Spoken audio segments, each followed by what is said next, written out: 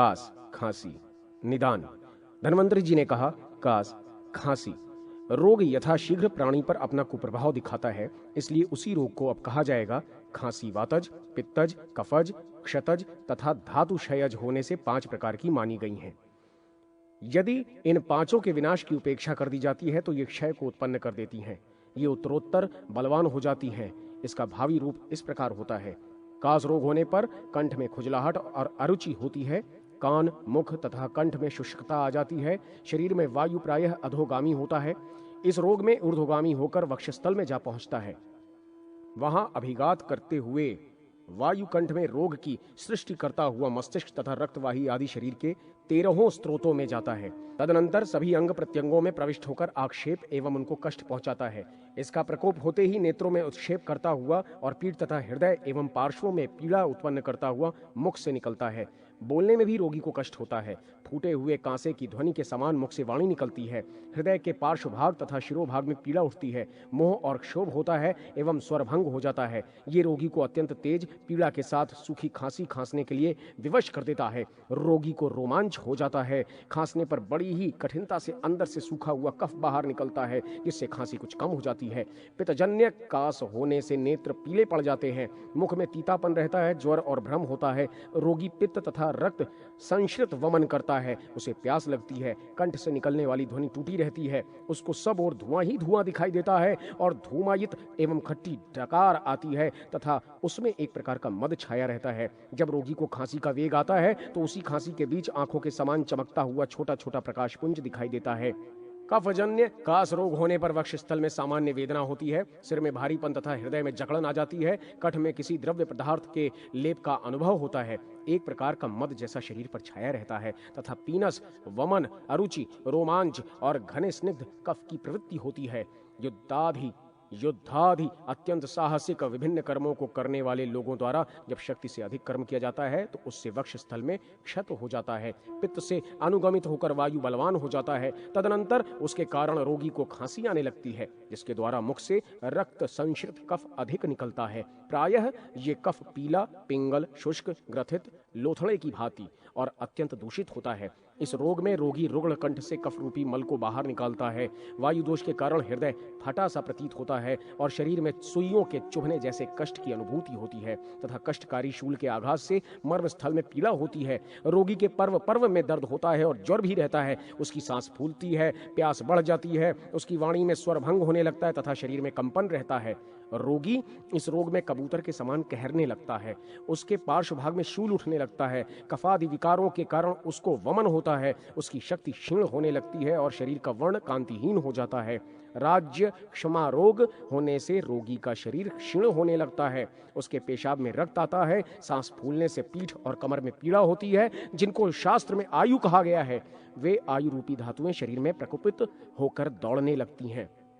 यक्षमा से पीड़ित रोगी घर को खांसी और खखार से भर देता है। वो खखार पीप के समान दुर्गंध युक्त तथा हरे और लाल रंग का होता है। ऐसे रोगी को सोने में विशेष कष्ट होता है, अर्थात सुप्तावस्था में भी रोगी को कष्ट होता रहता है। ये रोग रोगी के हृदय को गिरते हुए के समान कष्ट देता है।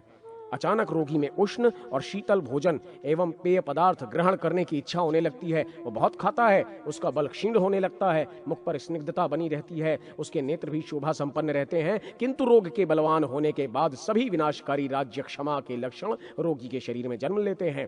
क्षयजन्य कास का रूप ऐसा ही है। इस रोग से क्षीण हुए शरीर वाले रोगियों की मृत्यु निश्चित ही हो जाती है, अथवा रोगियों के बलवान होने पर यह रोग याप्य साध्य रहता है। क्षतजन्य कास रोग भी उसी प्रकार का होता है। कास जब रोगी पर अपना प्रथम कुप्रभाव दिखाना प्रारंभ करे, उसी काल में इसकी चिकित्सा अपेक्षित है। रोगी में उपचार का सामर्थ्य होने पर यह रोग साध्य भी है, अतः रोगी को यथा सामर्थ्य इस रोग का उपशमन अवश्य करना चाहिए। किंतु उपचार प्रारंभ करने के पूर्व उसकी वात आदि सभी प्रकारों पर विचार करके ही पृथक पृथक रूप से प्रयोज्य औषधि तथा पथ्यापथ्य आहार ग्रहण करना हितकर होता है। वृद्ध प्राणी के शरीर में जो मिश्रित भाव से वातजादि कास रोग होते हैं, वो याप्य हैं। उनकी उपेक्षा करने से खांसी, श्वास क्षय, वमन तथा स्वर भंगादिक प्रतिशास्य का प्रकोप होता है। इसकी उपेक्षा करने से कास रोग असाध्य हो जाता है, इसलिए शीघ्र ही इसका उपचार कर लेना चाहिए। अध्याय 149 श्वास रोग निदान। धन्वंतरी जी ने कहा, अब मैं श्वास रोग का निदान कह रहा हूँ। कास रोग के परिपक्व हो जाने पर उसी से शरीर में श्वास रोग की उत्पत्ति होती है, अथवा प्रारंभ काल में वात, पित्त तथा कफजन्य दोषों के प्रकोपित होने से ये रोग उत्पन्न होता है। इस रोग का प्रादुर्भाव आमातिसार, अवमन, विषपान और पांडु रोग एवं ज्वर से भी हो जाता है। धूलि ग्रहण, धूप तथा शीत वायु के सेवन करने से भी इस रोग का जन्म हो सकता है। मर्म स्थल में आघात पहुंचने से और बर्फीले जल का प्रयोग करने से भी शरीर में इस रोग का प्रकोप हो जाता है। ये रोग शुद्र, तमक, छिन्न, महान तथा ऊर्ध्व नाम से 5 प्रकार का माना गया है। कफ के द्वारा सामान्य ढंग से शरीर में अवरोधित गति वाला सर्वव्यापी वायु प्राणवाही, जलवाही, अन्नवाही तथा रक्त पित्तादिजन्य स्रोतों को प्रकोपित करता हुआ जब हृदय में स्थित हो जाता है, तब वो आमाशय में श्वास रोग को उत्पन्न करता है। इस रोग का पूर्व रूप इस प्रकार होता है। रोगी के हृदय और पार्श्व यानी बगल भाग में शूल उठता है। प्राणवायु शरीर में प्रतिलोम गति से प्रवाहित होने लगती है। रोगी के मुख से पीड़ा के कारण बराबर आह आह की ध्वनि निकला करती है। फूटे हुए शंख को बजाने से जैसी ध्वनि प्रकट होती है, वैसी ही ध्वनि रोगी के शरीर की पीड़ा के कारण होती है। प्रायः शरीर में इन लक्षणों का उद्भव अधिक भोजन करने से होता है। अधिक भोजन करने के दोष से प्रेरित वायु स्वयं मल से युक्त क्षुद्र श्वास को प्रेरित करता है, अर्थात अधिक भोजन करने से रोगी की सांस फूलने लगती है और उसे मल विसर्जन करने की इच्छा होती है। ऐसी स्थिति में कफ के अवरोध को पार करके वायु प्रतिलोम भाव से शिरोभाग में प्रवेश करता है, जिससे वो हृदय में पहुंचता है और वहां आमाशय में जाकर श्वास रोग को बल देता है। ये वायु प्रकोप उस समय सिर, गला और हृदय भाग को अपने अधिकार में लेकर पार्श्व भागों में पीड़ा उत्पन्न करता हुआ खांसी, घुरघुराहट, मूर्छा, अरुचि और पीनस तथा तृषा का उपद्रव शरीर में प्रकट करता है। प्राणों को संतृप्त करने वाली सांस अत्यंत वेग से चलने लगती है। यद्यपि खांसी के द्वारा कंठ में आए हुए दूषित कफ को थूकने से तात्कालिक कुछ शांति रोगी को प्राप्त हो जाती है और वो कुछ क्षण के लिए सुख का अनुभव कर सकता है। श्वास के प्रकोप से रोगी को प्राणघातक कष्ट होता है। श्वास के प्रकोप से अत्यंत कष्ट होने पर रोगी सो जाता है। यदि बैठ जाता है तब वो अपने को कुछ स्वस्थ अनुभव करता है। इस प्रकोपित रोग के कारण रोगी को कष्टाधिक्य के कारण आंखें ऊपर की ओर निकलती हुई प्रतीत होती हैं। मस्तक से पसीना छूटने लगता है और रोगी अत्यंत कातर हो उठता है। बार बार श्वास आने से रोगी का मुख सूख जाता है। वो कांपता है और उष्ण आहार या पेय पदार्थ के सेवन की अभिलाषा करता है। मेघ गिरने पर, वर्षा होने पर, शीत गिरने पर एवं पूर्वी हवा चलने पर तथा कफ का तो वो याप्य साध्य होता है। प्रथम दृष्टया तो ज्वर और मूर्छा से युक्त होने पर रोगी के इस तमक श्वास का उपशमन शीतल द्रव्य पदार्थों से ही करना चाहिए। ऐसे रोग के उपभेद में रोगी खांसी और श्वास के प्रकोप से ग्रस्त, शरीर से निर्बल तथा मर्मस्थल की पीड़ा से अत्यंत दुखी रहता है। उसे अधिक पसीना आता है, मूर्छा होती है, पीड़ा से वो कराहता रहता है। उसके मूत्राशय में जलन एवं पेशाब यानी मूत्र रुक रुक कर होता है। विभ्रम का प्रकोप होता है। रोगी की दृष्टि अधोगति रहती है। अधिक कष्ट तथा ताप के कारण आंखें अपने स्थान से निकलती सी प्रतीत होती हैं। उनमें चिकनापन तथा लालिमा छा जाती है। मुख सूख जाता है। कष्ट के कारण रोगी प्रलाप करता है। शरीर का तेज नष्ट होकर चेतना भी नष्ट हो जाती है तथा वो मृत्यु को प्राप्त हो जाता है।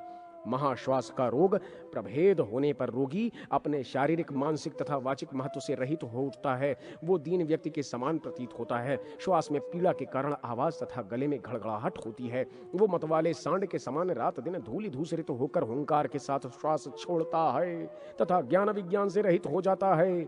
उसके नेत्र और मुख पर भ्रांति की अवस्था आ जाती है। नेत्रों से वो किसी वस्तु को सत्य रूप में जान नहीं पाता। उसकी जिह्वा में खाए गए द्रव्य पदार्थों के स्वाद को बताने की शक्ति नहीं रह जाती। उसके नेत्रों में झपकी चढ़ी रहती है। मूत्र के साथ रोगी का तेज भी निकलता है। उसकी वाणी मुख से टूटी फूटी निकलती है। रोगी का कंठ सूख जाता है। उसकी बारंबार सांस फूलती है। उसके कान, गला और सिर में अत्यंत पीड़ा रहती है। जिस रोगी की लंबी लंबी ऊर्ध्व गति वाली सांस निकलती है, वो अपने श्वास को नीचे की ओर ले जाने में समर्थ नहीं हो पाता। इस महाश्वास के रोग में रोगी के मुख और कान कफ से भरे रहते हैं। शरीर का प्रकोपित वायु उसे बहुत ही कष्ट देता है। अब मैं ऊर्ध्व श्वास के भेद की समीक्षा कर रहा हूं। इस रोग में रोगी चारों ओर अपनी दृष्टि को फेंकता हुआ भ्रांति प्राप्त करता है। मर्म छेदने की सी वेदना होती है और वाणी रुक जाती है। इन तीनों प्रकार के श्वासों के लक्षण जब तक प्रकट नहीं होते हैं तभी तक साध्य होते हैं, परंतु लक्षण प्रकट हो जाने पर असाध्य हो जाते हैं और निश्चित ही मृत्यु कारक बन जाते हैं। हिक्का रोग निदान। धन्वंतरी जी ने कहा, हे सुश्रुत, अब मैं हिक्का अर्थात हिचकी रोग के निदान को कहूंगा, आप उसे सुने। श्वास रोग के जो जो निदान, पूर्व रूप, संख्या, प्रकृति और आश्रय स्थान कहे गए हैं, वे ही हिक्का रोग के भी होते हैं। ये हिक्का 5 प्रकार की होती हैं। भक्तोध्वजा अर्थात अन्नजा, क्षुद्रा, यमला, महती और गंभीरा। रुक्ष, तीक्ष्ण, खर तथा असात्म अन्न अथवा पेय पदार्थों के सेवन से प्रकोपित वायु हिक्का रोग को पैदा करती है। इस हिक्का रोग में रोगी श्वास लेता हुआ क्षुधानुगामी मंद मंद शब्द करता है। अन्न तथा पेय पदार्थ के अयुक्तिपूर्वक सेवन करने से जो हिक्का अर्थात हिचकी रोगी को आती है उसे अन्नजा हिक्का कहते हैं। ये हिचकी सात्म्य अन्नपान से शांत हो जाती है। अधिक परिश्रम करने से शरीर में प्रकोपित हुआ पवन क्षुद्रा हिक्का को जन्म देता है। वो ग्रीवा मूल से निकलकर मंद मंद गति से कंठ के बाहर आता है। ये रोग अधिक परिश्रम करने से बढ़ जाता है, किंतु यथोचित मात्रा में भोजन कर लेने पर कुछ शांत हो जाता है। जो हिचकी अधिक समय से 1 या 2 बार वेग पूर्वक आती है, परिणामतः वो धीरे धीरे बढ़ती जाती है। अपने वेग से जो रोगी के सिर और ग्रीवा भाग को प्रकम्पित करती है उसे यमला हिक्का से नाम से स्वीकार करना चाहिए। इसमें रोगी प्रलाप करता है तथा उसको वमन होता है और उसे अतिसार हो जाता है। कमजोरी से उसके नेत्र बैठ जाते हैं और जम्हाई आती है। ऐसी अवस्था वाली हिक्की को वेगवती परिणाम देने वाली यमला हिक्का कहते हैं। इस हिक्का रोग के वेग से रोगी की भौह और कनपटियों में कष्ट होने लगता है। कान तथा नेत्र बंद हो जाते हैं, कानों से सुनाई नहीं देता और आंखों से दिखाई नहीं पड़ता है। रोगी के शरीर, वाणी और स्मरण की शक्ति को शिथिल करती हुई जो हिक्का अंत में उसे संज्ञा शून्य कर देती है तथा अन्य इंद्रियों को दुखित करती हुई वो उसके मर्म स्थल में पीड़ा पहुंचाती है तथा रोगी को पीठ भाग से झुका देती है एवं शरीर को शुष्क कर देती है, उस हिक्का को महती हिक्का कहा जाता है। ये महामूला, महाशब्दा, महावेगा और महाबला होती है। गंभीरा नाम की हिक्का पक्वाशय, मलाशय अथवा नाभि भाग से अपने पूर्व स्वभाव के अनुसार शरीर में प्रकट होती है तो उस रोगी को जम्हाई लेने के लिए विवश कर देती है। उसके हाथ, पैर आदि सभी अंग फैलने लगते हैं। उस हिक्का के कुप्रभाव से रोगी का संपूर्ण शरीर शिथिल पड़ जाता है। इसमें गंभीर शब्द होता है, इसलिए इसका नाम गंभीरा हिक्का है। प्रारंभ में बताई गई भक्तोध्वजा अर्थात अन्नजा तथा क्षुद्रा नामक जो 2 हिक्का के प्रकार बताए गए हैं वो साध्य होती हैं। उन दोनों को छोड़कर शेष अन्य जो यमलादिक 3 हिक्काएं हैं वो असाध्य होती हैं। किंतु चिरकाल हिचकी, वृद्ध मनुष्य की हिचकी, अतिस्त्री सेवी की हिचकी, व्याधि द्वारा क्षीण देह वाले की हिचकी, अन्न के अभाव से कृश मनुष्य की हिचकी, ये सब असाध्य होती हैं। सभी रोग शरीर में प्राणियों का विनाश करने के लिए ही आते हैं, किंतु वे वैसी शीघ्रता नहीं करते हैं जैसी शीघ्रता इस हिक्का के यमलादिक भेद करते हैं। हिक्का और श्वास ये दोनों रोग जैसे हैं वैसे अन्य कोई रोग नहीं है। वे दोनों तो मृत्युकाल स्वरूप प्राणी के शरीर में ही अपना डेरा डाल लेते हैं। राजयक्ष्मा निदान। धन्वंतरी जी ने कहा, अब मैं हिक्का रोग के पश्चात यक्ष्मा रोग के निदान को भली भांति कह रहा हूं। राजयक्ष्मा रोग से पूर्व प्राणी के शरीर में अनेक रोग रहते हैं और बाद में अनेक रोग हो जाते हैं। इस रोग को राजयक्ष्मा, क्षय, शोष तथा रोगराज भी कहा जाता है।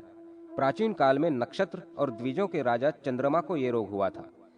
एक तो ये रोगों का राजा है और दूसरे इसका नाम यक्ष्मा है, इसलिए इसे राजयक्ष्मा कहा गया है। ये देह और औषधि दोनों का क्षय कर देता है तथा शरीर और औषधि का विनाश करने वाले रोग के रूप में ये उत्पन्न होता है, इसलिए इसका नाम क्षय दिया गया है। ये रसादी धातुओं का शोषण करने के कारण शोष नाम से भी जाना जाता है। राजा के समान रोगों का राजा है, जिसके कारण रोगराज के नाम से अभिहित किया गया है। साहस के कार्य, मल मूत्रादि के वेग का बलात् अवरोध, शुक्रौज, शारीरिक स्निग्धता का विनाश तथा संयमित आहार व्यवहार का परित्याग, ये 4 इस यक्ष्मा रोग के उत्पत्ति के कारण हैं। शरीर में उन्हीं कारणों से कुपित हुआ वायु, पित्त एवं कफ को व्यर्थ में ही कुपित कर देता है।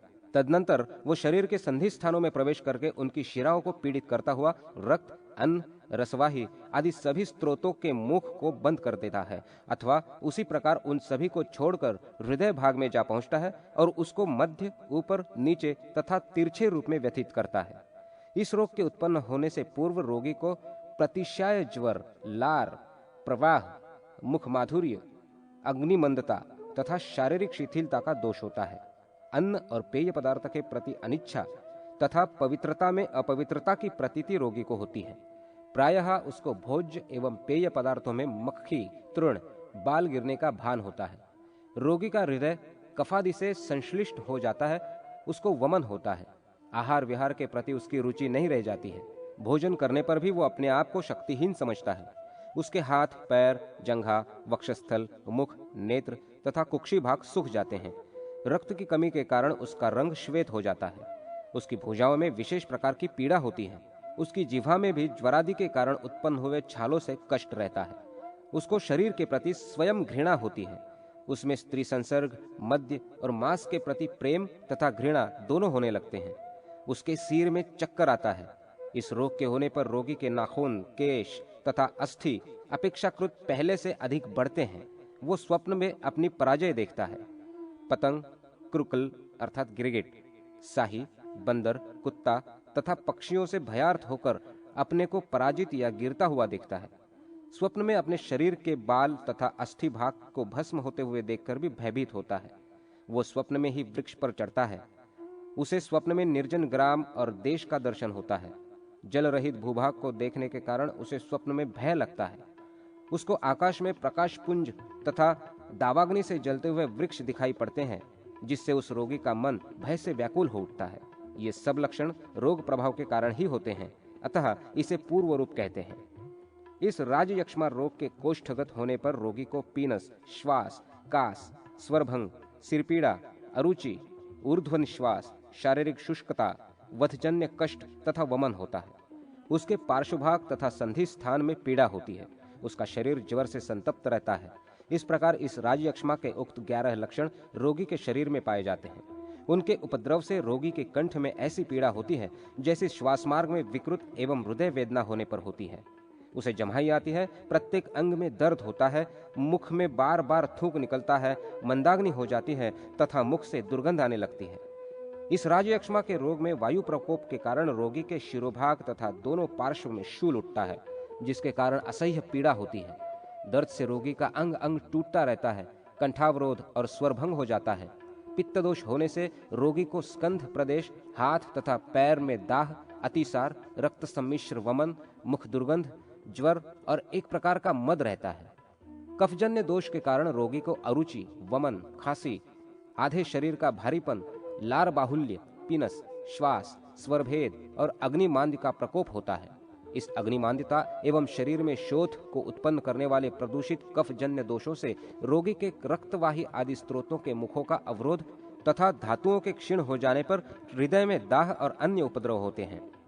शरीर के अंदर पक्वाशय भाग में उक्त दोषों के कारण प्रायः अन्न आम्लिक रस से पकता है, जिसके कारण वो सिद्ध नहीं होता और न तो शारीरिक पुष्टता में सहयोग करने की क्षमता ही अर्जित कर पाता है। रोगी के शरीर का ऐसा आम्लिक रस रक्त और मांस को पुष्ट करने में अक्षम होता है। सप्त धातुओं का पोषण न होने पर रोगी केवल मल के भरोसे जीता है। रोगी में इन लक्षणों के कम होने पर भी अत्यंत क्षीणता आ सकती है।